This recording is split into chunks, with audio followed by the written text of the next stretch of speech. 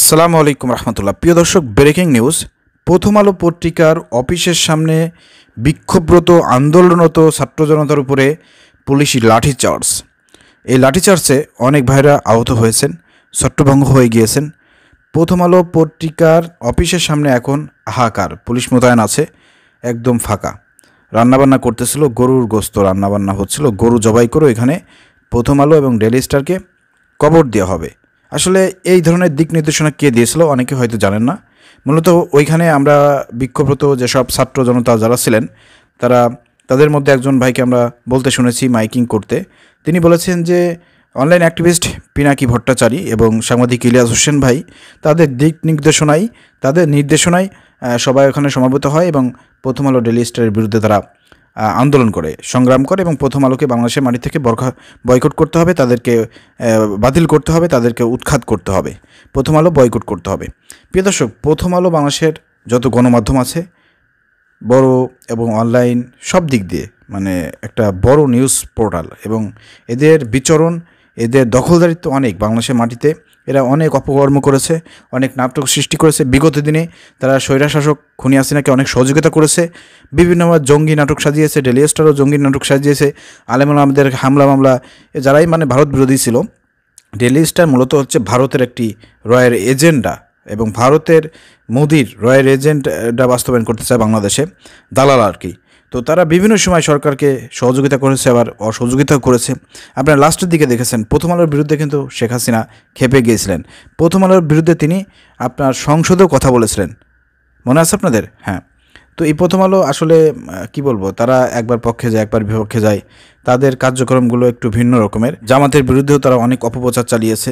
বিগত দিনে স্বৈরশাসক হাসিনা সরকারের আমলে যতগুলো জঙ্গি নাটক সাজানো হয়েছে, এই নাটকের মূল কারিগর ছিল এই আপনার প্রথম আলোর যারা দায়িত্ব ছিলেন, ভারতের রয়ের এজেন্ট যারা ছিলেন, দালাল যারা ছিলেন, দোসর যারা ছিলেন, এরা কিন্তু এই কর্মকাণ্ড ঘটিয়েছে।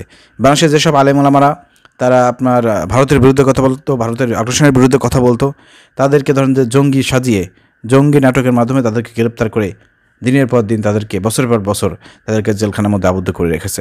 সেগুলো কিন্তু ফাঁস করেছে হারুন ইজাহার স্যার। তো কয়েকদিন আগে আপনারা দেখেছেন যে সাংবাদিক ইলিয়াস হোসেন ভাই, সে একটা 50 মিনিটস একটা প্রোগ্রাম করেছে প্রথম আলোকে নিয়ে। সেখানে ফুটে উঠেছে কীভাবে প্রথম আলো যারা পরিচালক আছেন, দায়িত্বশীল যারা আছেন, তারা কীভাবে বাংলাদেশের জঙ্গি নাটক সৃষ্টি করতেন, জঙ্গি নাটক সাজিয়ে আলেমুল আমাদেরকে গ্রেপ্তার করিয়েছেন, নির্মম নির্যাতন করেছেন। তো এরপর থেকে বাংলাদেশে কিন্তু প্রত্যেকটা জায়গায়, প্রত্যেকটা স্কুল কলেজ ইউনিভার্সিটিতে প্রথম আলোকে বয়কট করা হয়েছে। প্রথম আলোকে বয়কট করার পরেও প্রথম আলো কোনোভাবেই দমতেছে না, তাদেরকে থামানো যাচ্ছে না। এর কারণটা কী? আজকে যে ধরেন যে প্রথম আলো অফিসের সামনে আজকে বিক্ষুব্ধ ছাত্র জনতা তারা একটা আন্দোলন করতেছে, গরু জবাই দিয়ে তারা রান্নাবান্না করে খাওয়া দাওয়া করবে।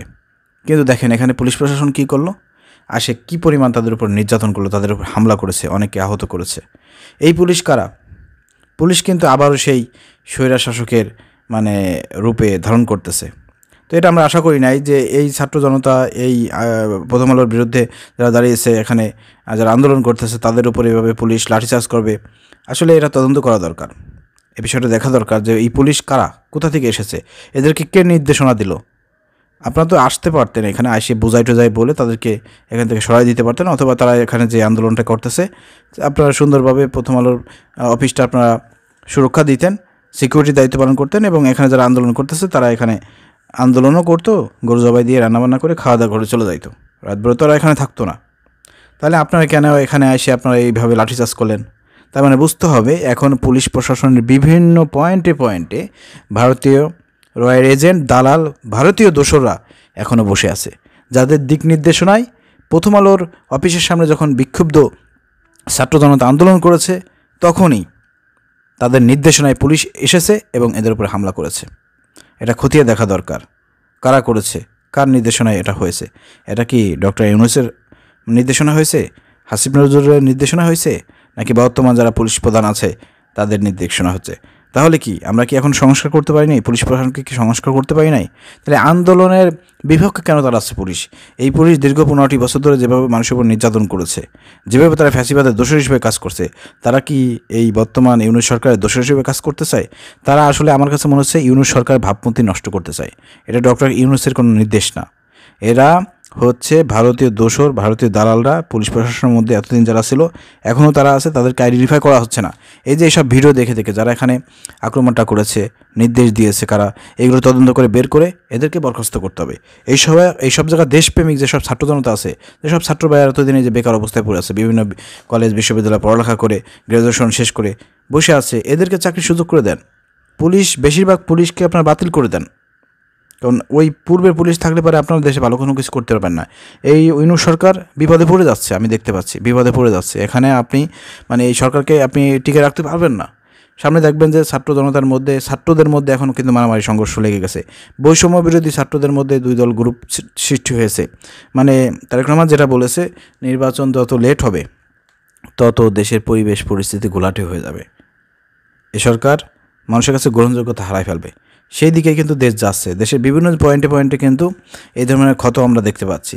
আজকে যেমন দেখলাম এই যে প্রথম আলো পত্রিকার সামনে, এখানে ছাত্র জনতা তারা আন্দোলন করতেছে। প্রথম আলোকে কেন বয়কট করা হচ্ছে না?